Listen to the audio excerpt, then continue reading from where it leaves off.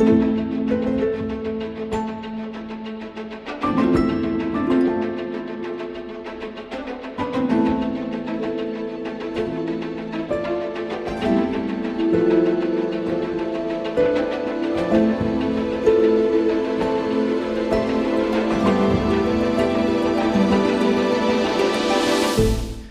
herzlich willkommen zu dieser Sonderfolge hier im Gate 7 Podcast. Es ist ein Interview, das Søren Pagter, der Leiter der Fotojournalismus-Ausbildung der Danish School for Media and Journalism in Aarhus, mit Brent Stirton geführt hat. Brent Stirton, einer der renommiertesten Fotojournalisten unserer Tage. Er stammt aus Südafrika, hat weltweit fotografiert und für seine Arbeit mehrfach den World Press Photo Award gewonnen. Also wirklich ein hochkarätiger Interviewgast, den Søren Pagter dort auf der Bühne hatte. Stattgefunden hat dieses Interview im Rahmen der Medientage und der sogenannten Langnacht der Fotografie. Im vergangenen Jahr am Rande des Fotofestivals in Baden, Gacilly Baden Photo, Europas größtes Open-Air-Fotofestival, auf die Beine gestellt von Festivaldirektor Lois Lammerhuber und seinem Team. Thomas Jones und ich durften in den vergangenen Jahren mit dabei sein vor Ort und hatten da die Gelegenheit, einmal diese wunderbaren Fotografen und Fotografen live mitzuerleben, diese Veranstaltung zu genießen und dabei natürlich auch viele Interviews zu führen. Ein Interview mit Brent Stirton haben wir auch geführt. Das kannst du im Gate 7 Podcast hören. Und zusätzlich freue ich mich, dir eben auch die Aufzeichnung dieses Interviews im Rahmen der langen Nacht der Fotografie präsentieren zu können. Das Interview, das ich mit Brent Stirton geführt habe, kannst du dir gerne auch noch einmal anhören. Den Link dazu findest du in deiner Podcast-App oder geh einfach direkt in das Archiv des Gate 7 Podcasts rein. Da wirst du diese Folge dann finden. So, und nun direkt hinein in das Interview, das Søren Pagter mit Brent Stirton im Rahmen der langen Nacht der Fotografie geführt hat. Viel Spaß! This man is so humble and he's so great. Please welcome one of the greatest of all times, Brent Stirton.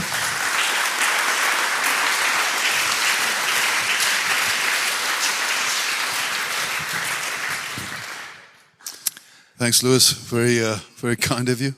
I'd like to just say, firstly, it's very late. Thanks for staying. It's nice of you. We appreciate that. And I'd like to say a really thank you to the Baden and Gacilly teams for having us.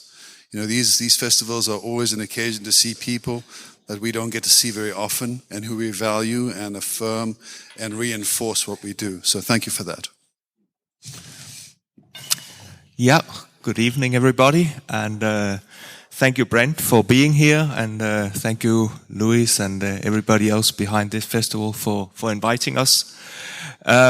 We have planned a little bit of a talk going through some of Brent's work, and Louis already introduced you with about your achievements.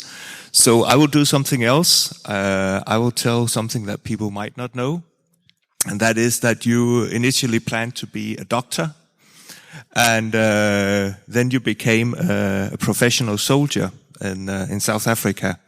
And it was while working alongside the black soldiers that you truly understood the implications of apartheid in your country. And this led you to be a journalist, or led Brent to be a journalist. And but being a journalist, he couldn't find a photographer who would accompany him on his jobs.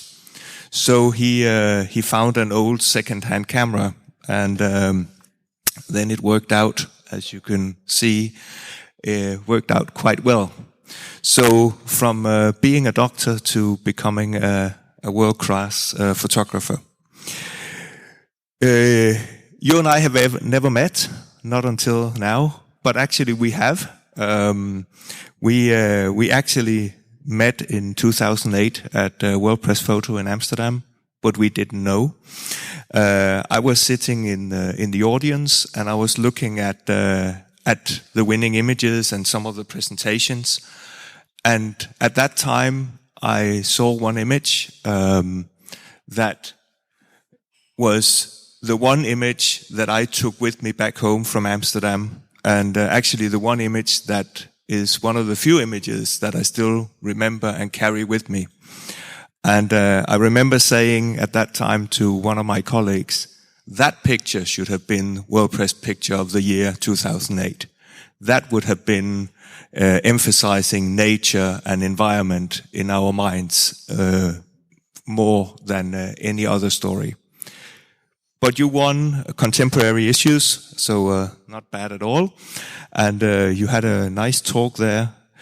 So I think that I would like to start with this image for our conversation. And I have read that you said that this image changed a lot for you. It's changed the way that you work. And so can you tell a little bit about the situation behind the image, but also what it changed for you?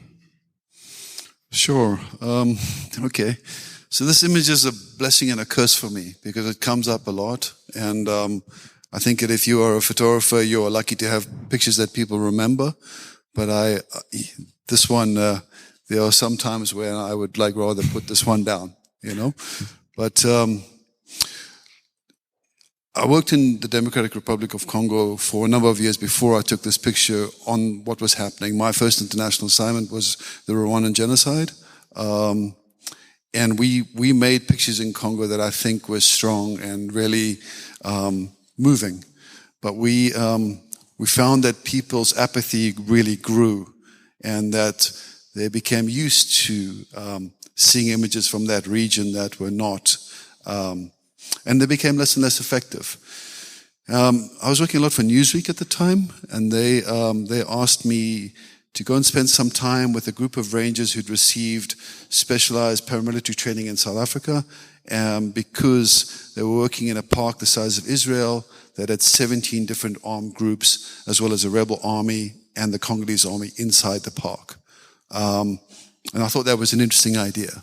So on day 3, we got word that a group of mountain gorillas had been killed. And I knew nothing about mountain gorillas, but at the time, there were just under 400 left in the world.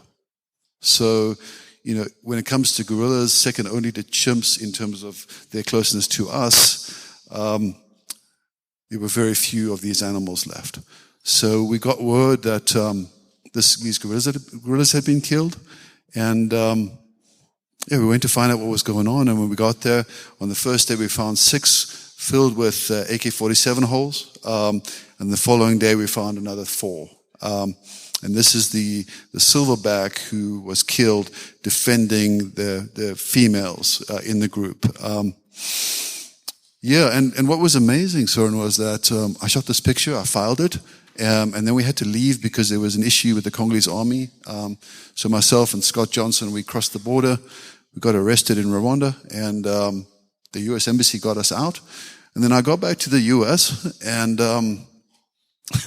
I moved on to my next job, you know, because when we're working in the news, it's fast, and you don't dwell on stuff most of the time. But we got a tremendous response to this picture, which was really surprising to me.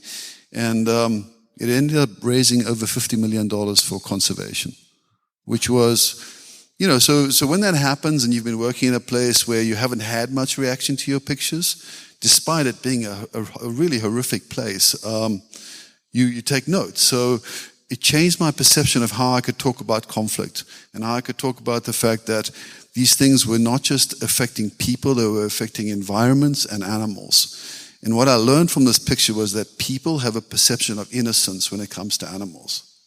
And that allowed me to talk about all 3 of these streams, you know. So from that moment onwards, I became really interested in how can I work with environmental themes to talk about some of the more pressing issues affecting humans as well as animals. Thank you. And you continued to work on stories on the mountain gorillas. Yeah, afterwards. I mean we can go through these ones fairly quickly. So what happened then was Nick Nichols at National Geographic, someone who I respected tremendously, asked me if I could slow down stop shooting the news and do my first assignment for Geographic. So they sent me back for 12 weeks. And after 3 weeks, they said, you have to come back. We need to publish now. Anyway, fortunately for me, that worked out. These are some pictures of the massacre site. This particular gorilla I'm showing you because you can see she's pregnant, and her baby was the only survivor of this massacre. And for the next 13 years, I tried to photograph that baby as often as I could. So essentially, this is just a little vignette into the life of that little gorilla. So these are the evacuations. This is the sort of respect that the locals pay to these gorillas. Then it's the raising of this baby, and the relationships that developed between this baby gorilla and these incredible caregivers. Again, people without degrees, people without PhDs, etc., but global experts on what mountain gorillas really mean. And 3 weeks on, 1 week off, more time with the gorillas than with their families. And extraordinary relationships. We can keep going, and so after 13 years, Gacilly developed an infectious disease, and a disease that, despite all the efforts of guerrilla doctors and a number of other organizations, she got sick and lost a lot of weight. And maybe the next picture, and these were her last moments. So, as a photographer, you're very fortunate to be able to witness something at the beginning and have impact, and then have impact again at the end of something. And this picture actually ended up having almost the same effect on people that the first picture did. So I feel very blessed that I was able to be in the right place at the right time. And I can't emphasize enough, photojournalism, preparation and research is everything, but you got to be lucky. And often we just don't give enough credit to that particular idea.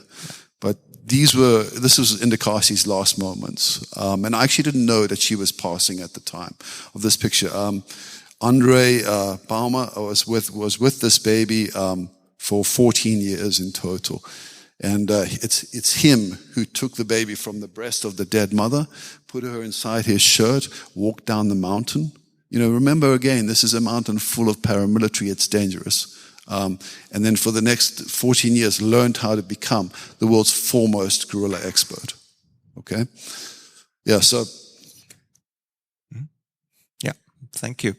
I think that one of the things that photographers often do, and that you also started out doing, was kind of photographing the consequences. You were a news photographer, and you kind of focused on the events and the consequences of war and stuff like that.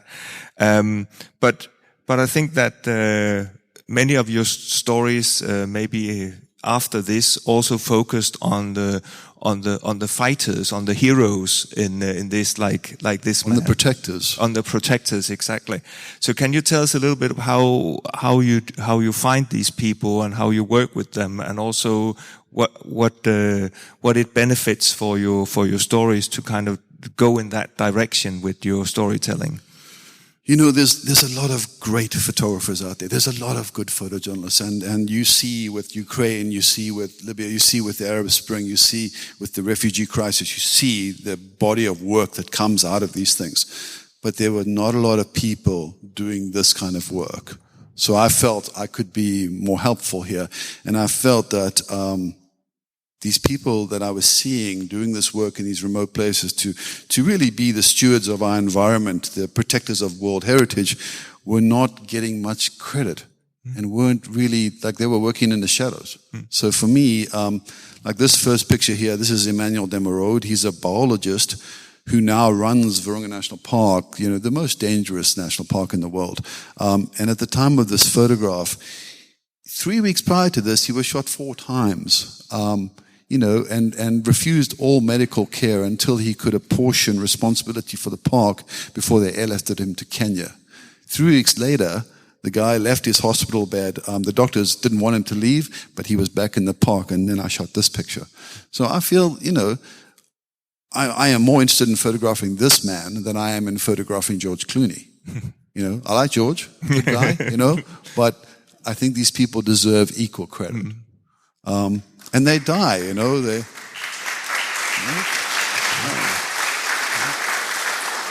I mean, it's just common sense, guys. We have a very beautiful planet, and I'd really like to ask Elon personally, what is it that makes you want to get out of here so quickly? Why can't we look after what's here? These are the guys that are doing it, and can we help them more? These rangers on this bed here, this is a colleague that's been killed by a rogue member of the Congolese army. And at that time, I think the total now is 211 in this one park that have been killed in the last 11 years. And I would see this time and time again. I mean, the next picture, these are clashes with poachers that have come out from the Sudanese army into the Democratic Republic of Congo. I also saw the empowerment of women in this process where, a friend of mine who's an Australian SAS guy decided to, let's go to the next picture, decided that it would be an amazing idea to harness the energy of African women because they were the toughest, most effective force that he could think of in the African landscape. And he's proven his point. So, this young woman here, she's undergoing, subterfuge training. She's learning how to be invisible in the bush while she sits and observes people coming through an entry point into the park.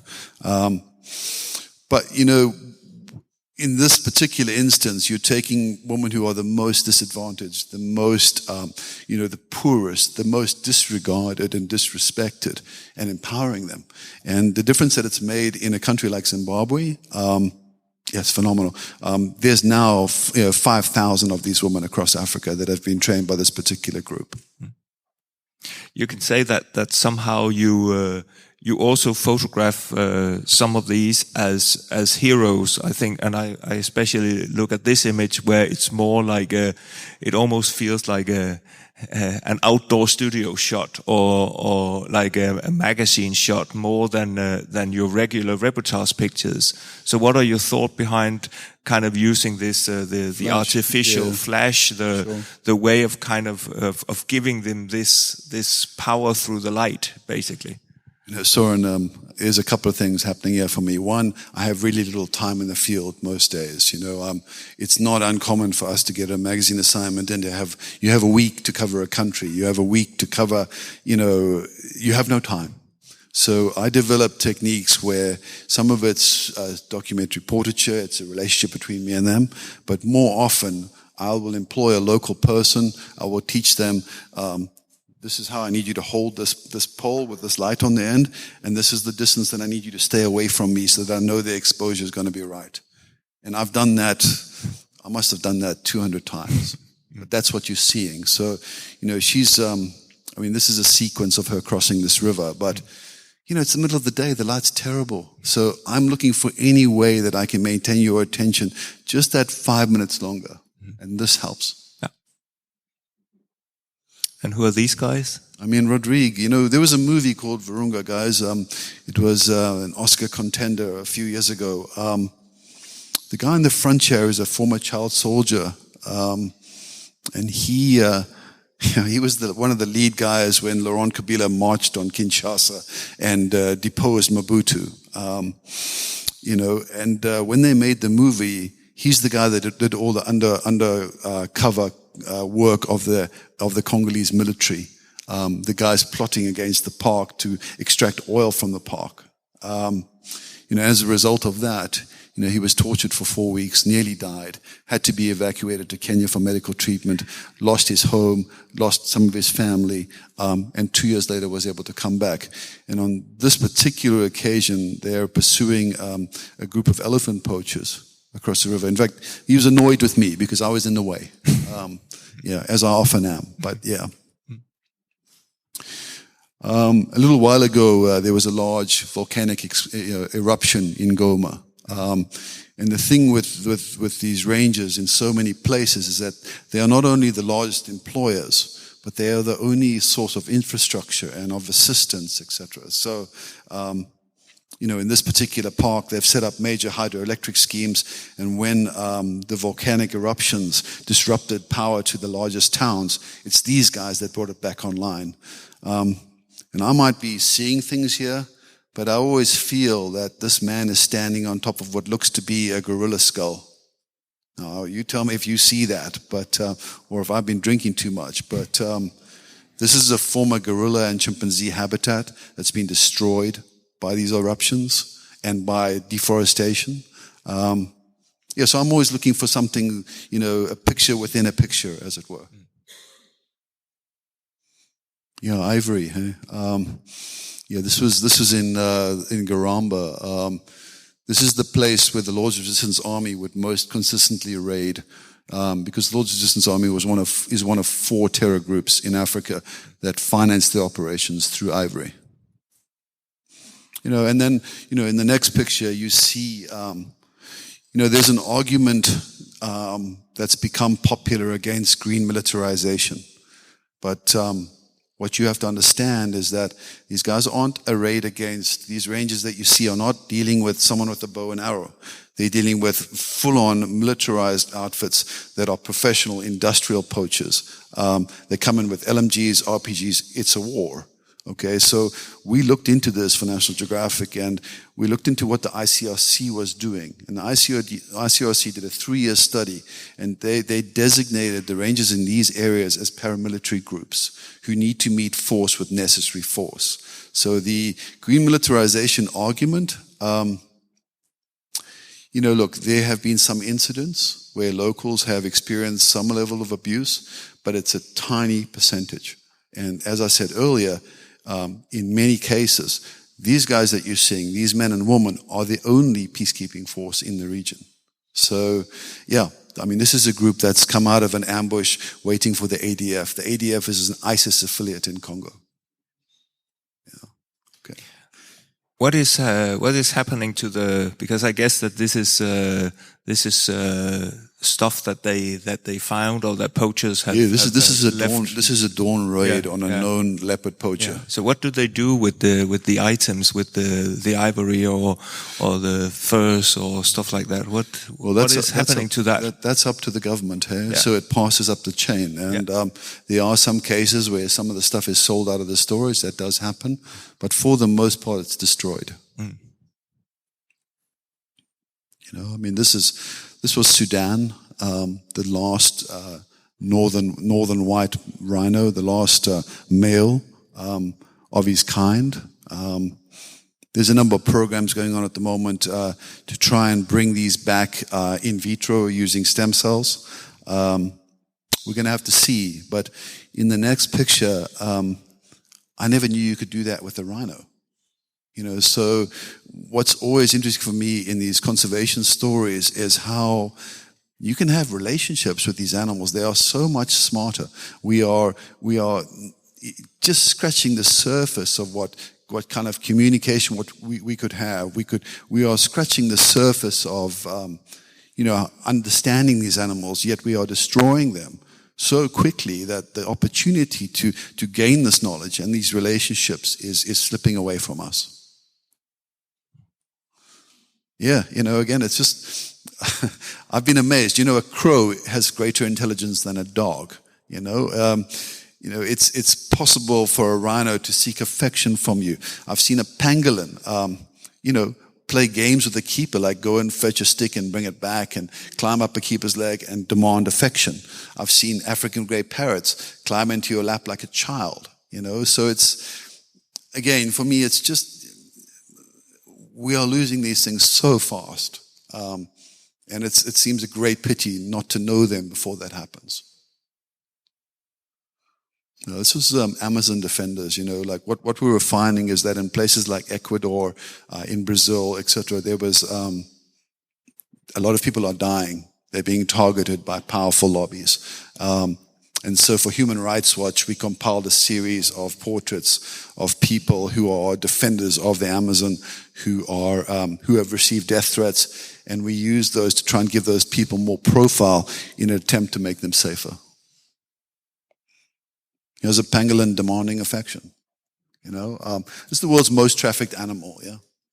So they estimate that over 1 million of these have gone overseas to China in the main, China and Vietnam, over the last 15 years. And the thing with so much of these species is that we have no idea how many remain. So I think we're going to talk about a particular story. Huh? Because in the beginning we talked about how the picture of the gorilla actually raised some awareness and it raised some money. But one of the things that we often talk about with documentary photography and photojournalism is how can it help? How can it create awareness? How can it help the planet? And you mentioned when we talked about this, you mentioned this particular case here. Sure. So this is the first ivory story that I ever did. And what we did was the journalist looked at this issue, and Brian Christie was his name, and he saw something that's been staring us in the face, and that is the fact that ivory has been used across all major religions as a way of honoring God. But the irony is that you must kill the animal in order to obtain the tusk, in order to use the ivory to do the carving. That's a life-size, that picture of the Christ on the cross. That's a life-size piece in a university in the Philippines. But this is the reality on the ground. I mean, this is what that looks like.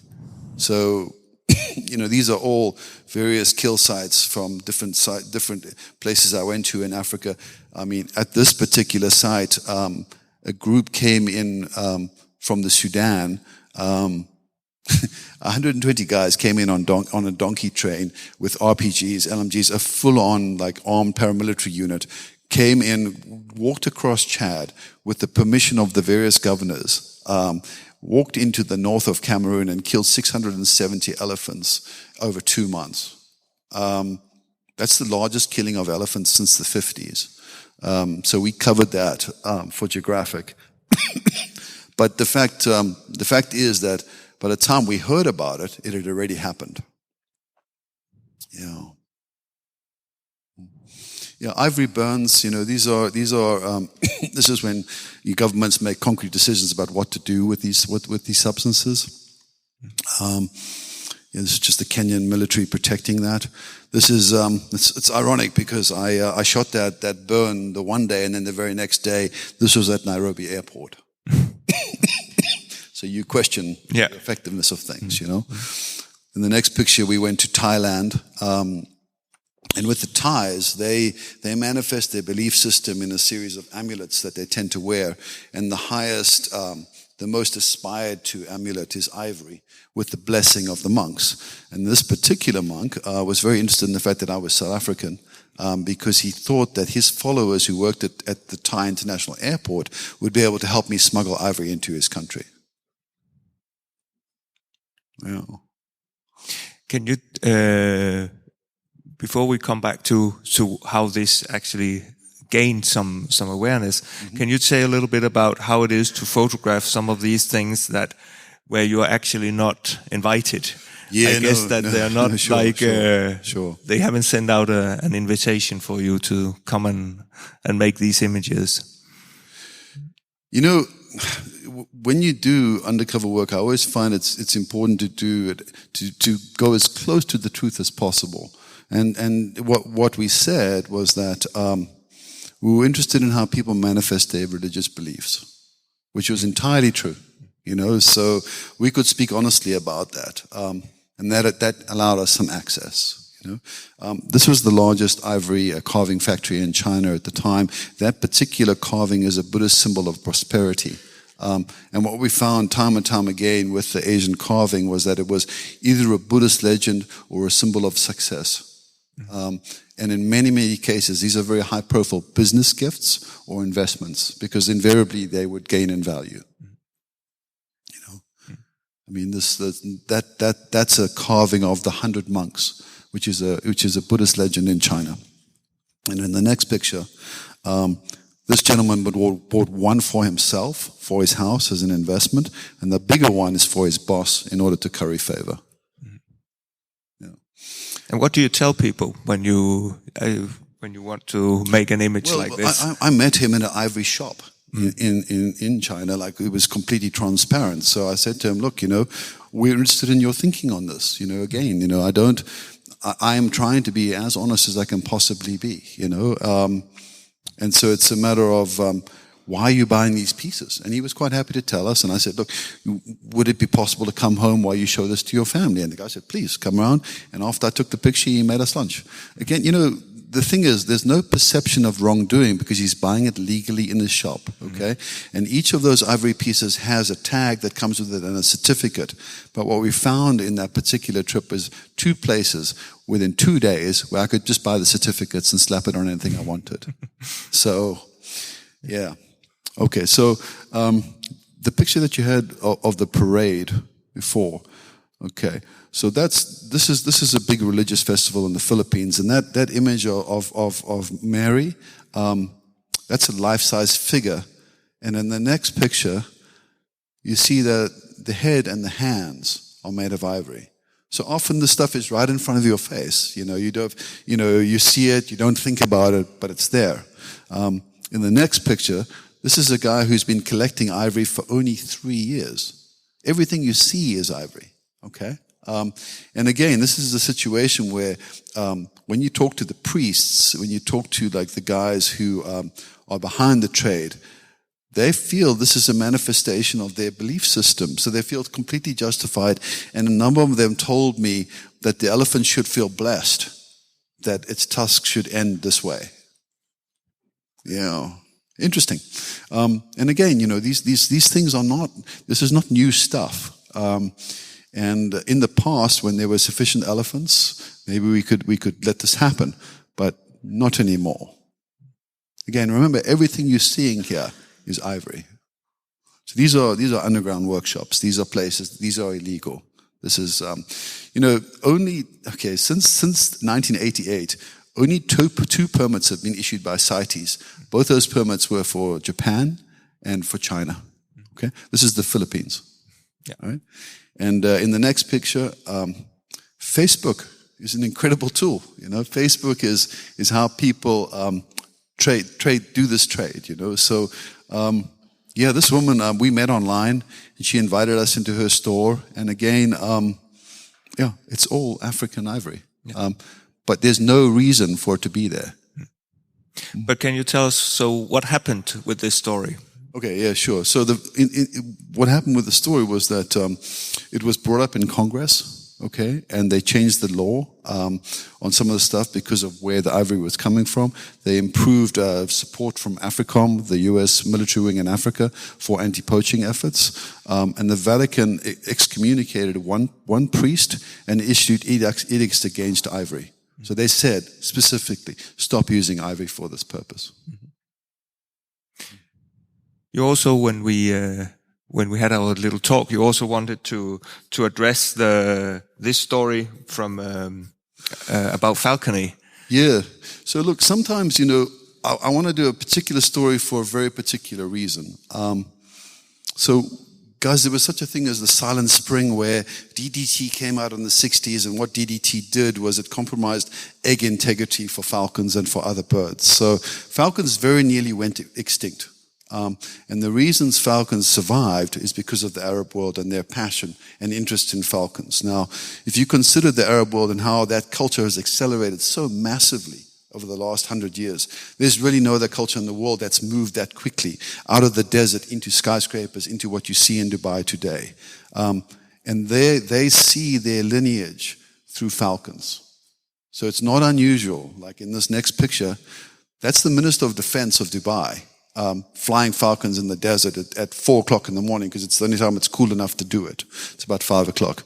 But what was interesting for me with this story was I thought that through conservation, there was greater opportunity to talk about the Western Islam, and that's not something that, manifested the way that I would have hoped. But I think that something like conservation is a common value system for the world. And the ability for us to get past, what ultimately are, in many cases, our petty differences, really differences that in the face of the crisis that's occurring on the planet really don't make any difference at all. Conservation remains something. Maybe just let's have a look at this gentleman. Yeah, so, this is Sheikh Budi. So Sheikh Budi's, he's one of the wealthiest men in the world, but he still feels that he wants to get up at 3 o'clock in the morning, drive out into the desert and fly his falcons and do the same thing in the evening and do that 5 months of the year. I think that's powerful. I think there's something you can use there. So they're involved in, in cheetah. They're involved in scimitar-horned oryx. They're involved in many different restoration projects. But I see conservation as one of the tools that you can use to build bridges between the West and Islam. Mm. Yeah. And then we'll make quite a big jump right now, because one of the things that I would like you to talk about are, of course, also ethics in stories like this, and also in many of the stories that you do, because you get very close to your subjects, and you have some quite intimate moments in some of your portraiture and images. So I would like you to talk a little bit about, so how is it to be with people in these vulnerable situations, and how do you kind of pay them the respect that they need, and also make them understand where the story will go, and where the image of them will Sure. eventually end up. Søren, it's always hard, eh? It's always hard. It depends if it's an active situation where there's gunfire, there's artillery or whatever, or it's a passive situation where the damage has already occurred and you're seeing a person in extreme vulnerability. So I think that the most important thing is, what is your intent? Mm. Why are you asking this for this moment from these people? And it's hard. It really is. But what I find is, one, I'm almost never alone, because language is an issue. So in the research, I've communicated my intention to my fixer. Mm. In certain cases, I'm working with humanitarian workers, psychologists, psychiatrists. That's happened before. But the number one thing that I'm doing is, one, I take an example usually of the publication that I have with me. I try and explain what I'm doing. I bring examples of my work, and I try, you do not arrive and just start shooting unless, like I say, it's a dynamic situation and you have no choice. Then I think, take the photo, and then you can decide whether you use it later, but take the photo. Mm. But the one thing that has rung true for me on every one of these occasions is that these people want me to take the picture. And I think that sometimes as Westerners, we are tremendously patronizing in assuming that these people are naive and that they don't understand what we do, and that they don't understand that, that they don't understand the value of communicating what's happened to them. So, look, there are just so many examples of how photography has informed an issue and created momentum around that issue. That is the story of our time, I really believe that. But again, it comes down to your intention. Mm. So let me tell you about this first picture. Forgive me if I'm waffling, guys. Yeah, sometimes I get a bit carried away. In this first picture, I was doing a story on lions, and I was doing a story on lion and human conflict. And what occurred to me a number of times in the course of doing stories on wildlife was that we are very hypocritical in terms of what we ask of Africans that we would never agree to as Westerners. So in this case, we're on the border of a game reserve in Tanzania, and I am looking for a person that is an example of that hypocrisy. So the reserve is unfenced. This is some of the poorest population in the world that live around these reserves. And the only way for this guy to make money is to go fishing, but the only place to go fishing is inside the reserve. So it's illegal for him to go in there. But in order to pay school fees for his kids, he does it. And it's common practice. They all do it. And to a large extent, the guards look the other way unless it's blatant and they take too much. But on this occasion, the guy got jumped by a lion, and the damage to both of his arms was so great that he lost it. But it was 48 hours before he actually made it to a hospital. So he suffered, yeah. And now he's in the care of his elderly uncle. His wife has left him. His 5 children have no support.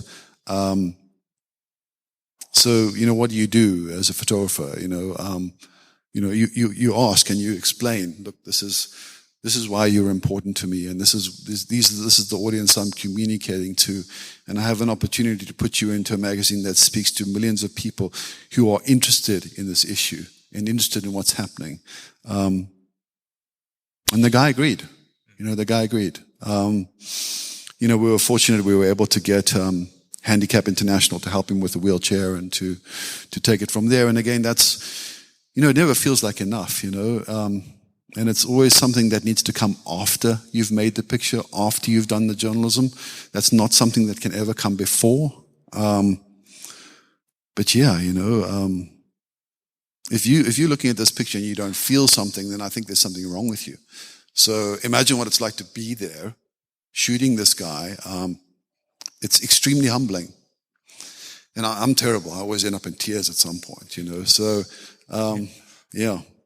Yeah, you also asked me to show this one. Sure. That is one of your very early pictures. Yeah. So this picture has become controversial. It's really interesting how things have changed, because I was covering the war in Liberia and the war in Sierra Leone, and there was a period in Sierra Leone when the SAS came in and killed a particularly brutal group called the West Side Boys, who were part of the Revolutionary United Front. These are the guys cutting arms, cutting legs, very bad people. And what was happening at the time was they took bushwives. They would take women from the villages and turn them into sex slaves. They would be cooks, but they would also become wives. This girl's 12 years old in this picture. And when the SA had come in and killed these guys, the UN went in and they found these women, and they found 12 of them. Not 12, there were 15 in total. And they were put into a house, and I was doing a report for the UN. And at the time, there were no psychologists and no psychiatrists in Sierra Leone. No mental health care at all. Okay, so I took someone from Human Rights Watch, and I took a couple of people from the UN. Well, they took me, and we went to this house, and this girl answered the door, it's what happened to her was that she tried to escape, and they took battery acid and they burnt off one of her breasts, and they did that as an example to the other woman so that they would stay in line,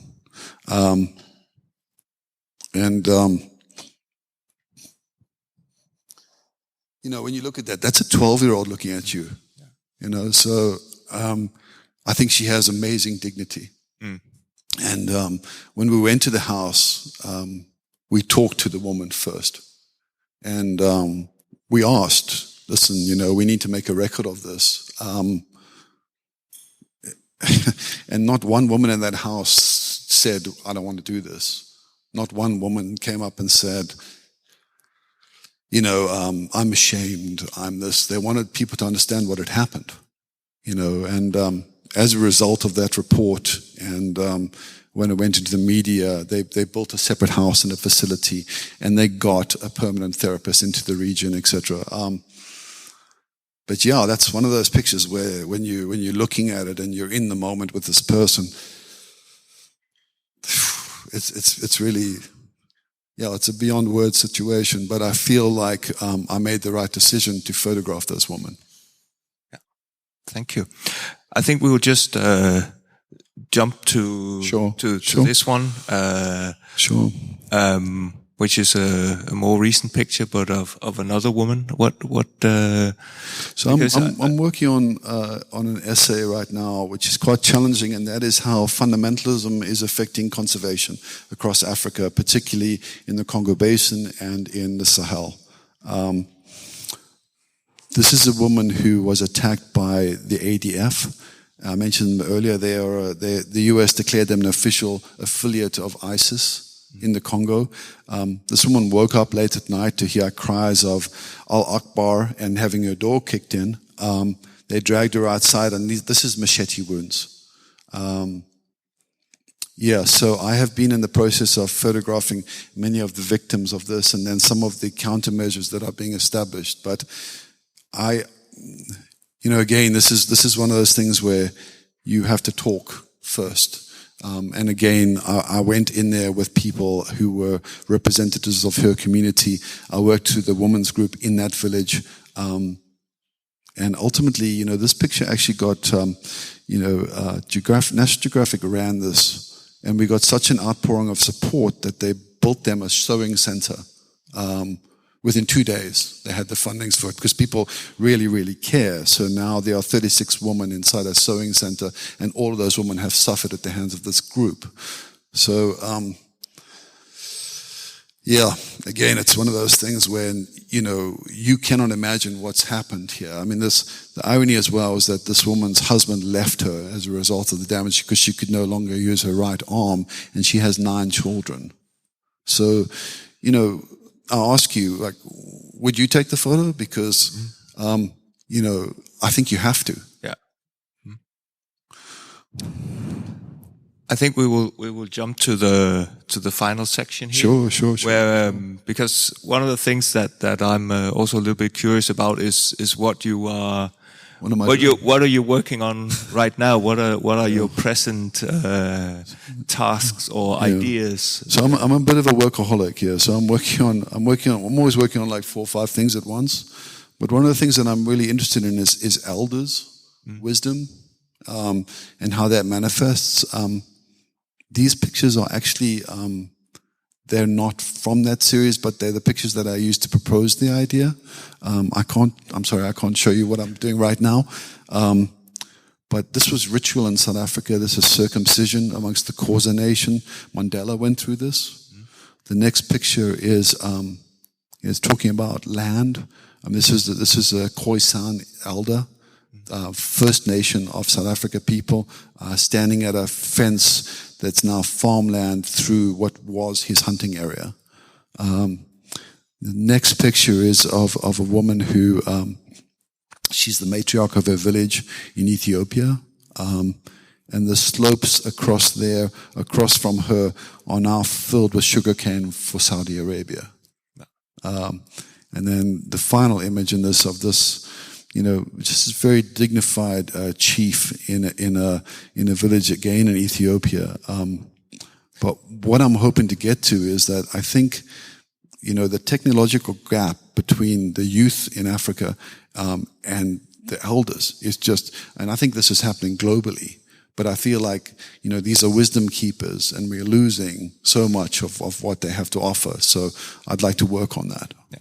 So will it only be in South Africa, or all over Africa, or all over the world, or? The way it works now is because of funding, you work on these things piecemeal. You try and get an assignment here and an assignment there and a grant here, and you try and build a story. Yeah. Thanks very much. So you don't know when it will end? Or when you he's always, I'd ask George that question. What you saw with George in that incredible body work, that's obsession. Because you have to be obsessed to go that far and to jump through that many hurdles to do a story like what George showed.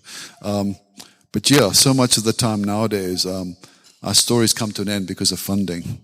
But again, it's an incredibly privileged job. I don't stack bricks for a living, and I'm super grateful for that. Yeah. Great. Thank you very much for sharing your work and your thoughts, and thank you for listening, everybody. Nice, guys.